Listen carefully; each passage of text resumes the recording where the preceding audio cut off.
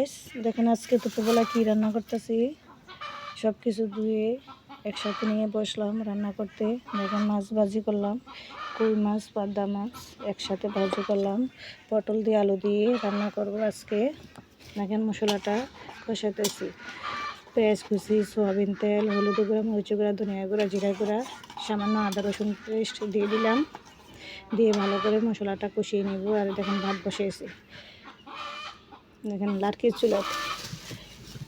কিন্তু আমি লার্কির চুলায় রাঁধতে বেশি ভালো লাগে না, অনেক গরম।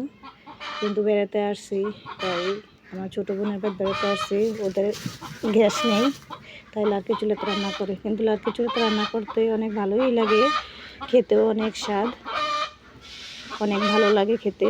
আর দেখেন মুরগির ডাক দেখছেন, এই গ্রামের দেশে মুরগির ডাক অনেক ভালো লাগে। হাঁসের আর মুরগির ডাক অনেক ভালো লাগে, শুনতেও আনন্দ লাগে। কিন্তু শহরে তো এটা পাওয়া যায় না, এই ডাকটা পাওয়া যায় না। লার্কি চুলা রান্নাটাও খাওয়া যায় না। কে কে আমার মতন এই পছন্দ করেন সবাই কমেন্টে জানিয়ে দিবেন। সবাইকে আল্লাহ হাফেজ।